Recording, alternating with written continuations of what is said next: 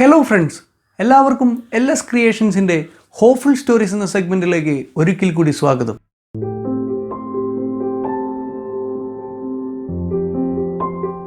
ഇന്നത്തെ എപ്പിസോഡിൽ നമ്മളോട് സംസാരിക്കാനായി എത്തുന്നത് കവി, കഥാകൃത്ത്, നോവലിസ്റ്റ് എന്നീ നിലകളിൽ പ്രശസ്തനും ഗിന്നസ് റെക്കോർഡ് ജേതാവുമായ സത്താർ ആദൂരാണ്. Largest collection of miniature books എന്ന വിഭാഗത്തിൽ ഗിന്നസ് റെക്കോർഡ് ജേതാവായ അദ്ദേഹം ഒട്ടനവധി മറ്റു റെക്കോർഡുകളും നേടി കേരളത്തിൻ്റെ അഭിമാനം വാനോളം ഉയർത്തിയിട്ടുള്ള മഹാനായ കലാകാരനാണ്. കുന്നംകുളത്തിനടുത്തുള്ള ആദൂർ എന്ന കൊച്ചു ഗ്രാമത്തിൽ നിന്നും ലോകപ്രശസ്തിയിലേക്ക് നടന്നു കയറിയ സത്താർ ആദൂർ എന്ന ഗിന്നസ് സത്താർ സാർ ഇന്ന് ഹോപ്പ്ഫുൾ സ്റ്റോറീസിൻ്റെ ഈ പുതിയ എപ്പിസോഡിൽ നമ്മളോടൊപ്പം ചേരുന്നു.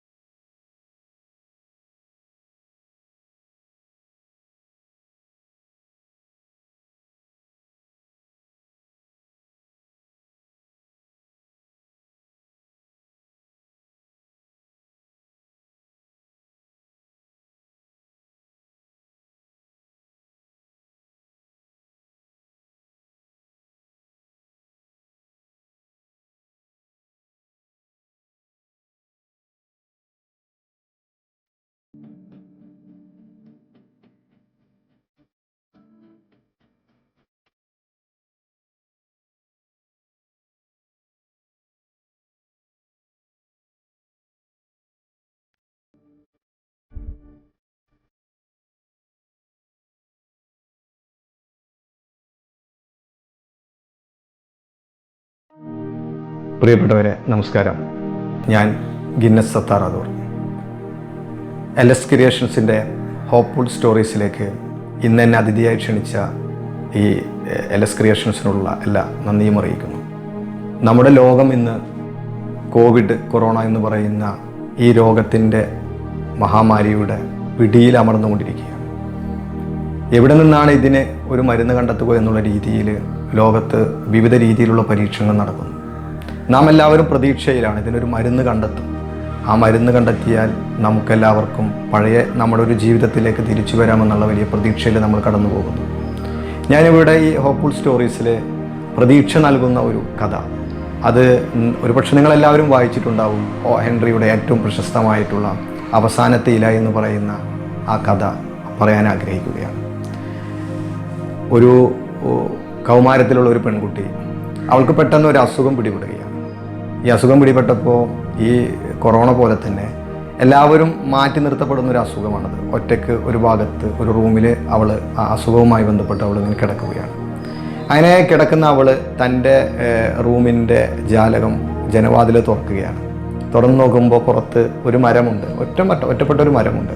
പക്ഷേ അവളിങ്ങനെ നോക്കുമ്പോൾ ഓരോ ദിവസവും അതിൻ്റെ ഇലകൾ ഇങ്ങനെ കൊഴിയുന്നുണ്ട്. അങ്ങനെ കൊഴിയുമ്പോൾ അവളുടെ മനസ്സിൽ ഒരു തോന്നൽ വരികയാണ്, ഈ മരത്തിലെ അവസാനത്തെ ഇല എന്നാണോ കൊഴിയുന്നത്, എന്നാണോ പൊഴിഞ്ഞു വീഴുന്നത്, അന്ന് ഞാൻ മരിക്കുമെന്നുള്ളൊരു ചിന്ത ഈ പെൺകുട്ടിയുടെ മനസ്സിൽ കടന്നു വരികയാണ്. പക്ഷെ അവളത് അവളുടെ ഏറ്റവും അടുത്ത ഒരു കൂട്ടുകാരനുണ്ട്. ആ കൂട്ടുകാരനോട് അവൾ അവളുടെ ആ ചിന്ത പങ്കുവെക്കുകയാണ്. അവളുടെ ആ ചിന്ത പങ്കുവെക്കുമ്പോൾ കൂട്ടുകാരന് ഒരു കാര്യം മനസ്സിലായി. ആ മരത്തിലെ അവസാനത്തെ ഇല പൊഴിയുന്ന അന്ന് എൻ്റെ പ്രിയപ്പെട്ട എൻ്റെ കൂട്ടുകാരി മരിക്കുമെന്നുള്ളൊരു തോന്നൽ വന്നപ്പോൾ അവൾ പോലും അറിയാതെ ഒരു ദിവസം അവിടെ പോയിട്ട് ആ മരത്തിൽ അവനൊരു ഇല വരച്ചു വെക്കുകയാണ്. ആ ഇല വരച്ചു വെച്ച് അങ്ങനെ ആ വരക്കപ്പെട്ട ഇലയല്ലാത്ത എല്ലാ ഇല പൊഴിഞ്ഞിട്ടും ഈ ഇല പൊഴിയുന്നില്ല. ഇല പൊഴിയാതെ വരുമ്പോൾ അവൾ പറയുന്നുണ്ട് കൂട്ടുകാരനോട്, ആ ഇല പൊഴിഞ്ഞാൽ ഞാൻ മരിക്കുമെന്ന്. പക്ഷേ ദിവസങ്ങൾ ഇങ്ങനെ പിന്നിടും തോറും ആ ഇല ഇങ്ങനെ പൊഴിയാതെ നിൽക്കുമ്പോൾ അവൾക്ക് തോന്നുകയാണ്, ഒരു പക്ഷേ ഈ ഇല പൊഴിയില്ല എന്നുള്ളൊരു തോന്നൽ വരികയും എൻ്റെ മരണം ഇങ്ങനെ നീണ്ടുപോവുകയാണ് എന്നുള്ളൊരു തോന്നൽ വന്നു. അപ്പോൾ അവൻ പറയുന്നുണ്ട്, ആ ഇല പൊഴിയില്ല, നീ ജീവിതത്തിലേക്ക് തിരിച്ചു വരുമെന്ന് പറയുന്നുണ്ട്. അങ്ങനെയാണ് ഈ ഹെൻറി അവസാനത്തെ ഇല എന്ന് പറയുന്ന ഈ കഥ നമുക്ക് മുന്നിൽ അവതരിപ്പിച്ചത്. പക്ഷേ വർഷങ്ങൾക്ക് മുമ്പ് എഴുതപ്പെട്ട കഥക്ക് ഇന്ന് വലിയ ഒരു സ്വാധീനമാണ് സംഭവിച്ചത്. കാരണം ഇന്ന് നമ്മളെല്ലാവരും, ലോകത്തെ 740 കോടി ജനങ്ങളും വളരെ പ്രതീക്ഷയോടുകൂടി കൊറോണ ഈ ലോകത്തു നിന്ന് മാറും, കോവിഡിൽ നിന്ന് നാം രക്ഷപ്പെടും, അതിന് മരുന്ന് കണ്ടെത്തും എന്നുള്ള പ്രതീക്ഷയോടുകൂടി ഇരിക്കുമ്പോൾ അവിടെ ഒരു പ്രതീക്ഷയാണ്. മനുഷ്യൻ എന്ന് പറയുന്നത് നമ്മുടെ മനസ്സെന്താണോ പറയുന്നത് അതാണ് ആ മനുഷ്യൻ്റെ ജീവിതം എന്നാണ് പറയുന്നത്. ആൽക്കമിസ്റ്റ് വായിക്കാത്ത ആരും ഉണ്ടാവും എന്നെനിക്ക് തോന്നുന്നില്ല. പൗലോ കൊയ്ലോയുടെ ആൽക്കമിസ്റ്റിൽ അത് പറയുന്നുണ്ട്. നിങ്ങൾ ആരോ എന്തോ ആയിക്കൊള്ളട്ടെ, തീവ്രവും തീക്ഷ്ണവുമായി നിങ്ങൾ എന്താണ് ആഗ്രഹിക്കുന്നത് അത് സാധിക്കുക തന്നെ ചെയ്യും. അത് ഈ പ്രകൃതി നിങ്ങൾക്ക് സാധിപ്പിച്ചു തരുമെന്നാണ് ആൽക്കമിസ്റ്റിൽ പറയുന്നത്. ഓരോ മനുഷ്യൻ്റെയും ജന്മമെടുക്കുമ്പോൾ അവൻ്റെ ആത്മാവിൻ്റെ നിർവൃതി എന്ന് പറയുന്നത് ആ ആത്മാവിനൊരു പ്രതീക്ഷയുണ്ട്, ഒരു ചിന്തയുണ്ട്, ഒരു ആഗ്രഹമുണ്ട്. ആ ആഗ്രഹം സാധിപ്പിച്ച് കാണുന്നതിന് വേണ്ടിയാണ് ഒരു മനുഷ്യ ശരീരത്തിലേക്ക് ഒരു ആത്മാവ് വരുന്നത് എന്നൊക്കെയാണ് ആ കൃതിയിൽ, ലോകത്തെ ഏറ്റവും കൂടുതൽ വിൽക്കപ്പെട്ട ബെസ്റ്റ് സെല്ലറുകളിലെ 3-ാമത്തെ സ്ഥാനത്ത് നിൽക്കുന്ന ആൽക്കമിസ്റ്റ് എന്ന് പറയുന്ന കഥയിൽ പറയുന്നത്. അങ്ങനെ ഓരോ കഥകളും ഓരോ നോവലുകളും ഒക്കെ നമ്മളോട് പറയുന്നത്, ജീവിതത്തിൻ്റെ വിവിധ ഘട്ടങ്ങളിലൂടെ കടന്നു പോകുന്ന നമ്മളോട് പറയുന്നത് ഒരു പ്രത്യാശയുടെ പ്രതീക്ഷയൊക്കെ നമുക്ക് നൽകിക്കൊണ്ടാണ് കടന്നു പോകുന്നത്. ഇവിടെ ഈ ഹോപ്പ്ഫുൾ സ്റ്റോറീസിൽ ഞാൻ നിങ്ങൾക്ക് മുന്നിൽ 2 കഥ, ഇപ്പോൾ ആൽക്കമിസ്റ്റിലെ ഒരു ഭാഗവും അതുപോലെ തന്നെ അവസാനത്തിലെയും ഞാൻ നിങ്ങളോട് പറഞ്ഞു. നമ്മളുടെ ഒക്കെ ഇങ്ങനെയൊക്കെയാണെങ്കിലും ഈ നമുക്ക് വീണ് കിട്ടിയ ഈ ലോക്ക്ഡൗൺ കാലഘട്ടം നാം എങ്ങനെയാണ് വിനിയോഗിച്ചത് എന്നുള്ളത് കുറേ കാലം കഴിഞ്ഞാൽ നമുക്ക് തോന്നും. എങ്ങനെയാണ് എൻ്റെ മുന്നിൽ വീണ് കിട്ടിയ ഈ ദിവസങ്ങൾ ഞാൻ എങ്ങനെ വിനിയോഗിച്ചു? അത് വളരെ നിരാശപ്പെട്ടുകൊണ്ട് ആണോ ചിലവഴിച്ചത്? അതല്ല ഈ വീണ് കിട്ടിയ സമയം നമുക്ക് ഉപയോഗപ്പെടുത്താൻ കഴിഞ്ഞു എന്നുള്ള ചിന്ത കുറച്ച് കാലം കഴിഞ്ഞ് നമ്മളോട് ചോദിക്കും. പ്രത്യേകിച്ച് വിദ്യാർത്ഥി സമൂഹമുണ്ട്. അവർക്കൊക്കെ ഇന്ന് ശരിക്ക് വിദ്യാലയങ്ങളിലേക്ക് പോകുന്നില്ല.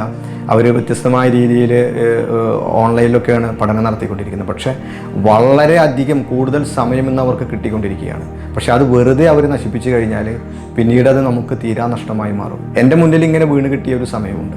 ആ സമയത്ത് എന്നെ നിങ്ങൾക്കറിയാം, ചെറിയ പുസ്തകങ്ങൾ ഉണ്ടാക്കി ചെറിയ 2 വരിയും 1 വരിയൊക്കെയുള്ള കഥകളും കവിതകളൊക്കെ ആയിട്ടാണ് നിങ്ങളെന്നെ കൂടുതൽ കണ്ടിരിക്കുന്നത്.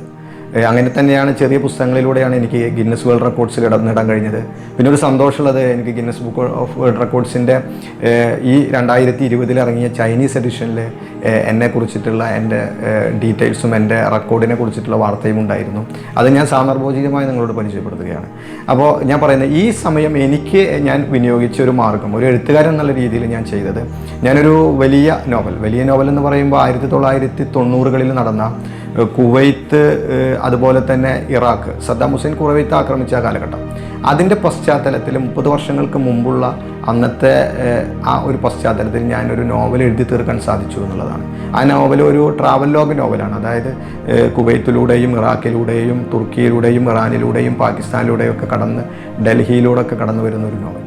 അങ്ങനെ ഒരു നോവൽ ഞാൻ ഏകദേശം ഒരു 6-7 മാസം പൂർണ്ണമായി രാവിലെ ഒരു 7 മണി മുതൽ ഇരുന്ന് വൈകുന്നേരം 5-6 മണി വരെ ഇരുന്ന് എഴുതുന്നു. അതിൻ്റെ ഇടയിൽ നമുക്ക് പ്രാഥമിക കാര്യങ്ങൾക്ക് വേണ്ടി ഭക്ഷണം പറ്റിക്കുന്നതല്ല. പക്ഷെ ബാക്കി സമയം മുഴുവൻ എനിക്കതിന് വിനിയോഗിക്കാൻ കഴിഞ്ഞപ്പോൾ എനിക്ക് ഇന്നത് സ്വാഭാവികമായ റെഫ്യൂജി എന്ന് പറയുന്ന നോവൽ ഞാൻ ആഗ്രഹിക്കുന്ന രീതിയിൽ എനിക്ക് എഴുതി പൂർത്തീകരിക്കാൻ സാധിച്ചു.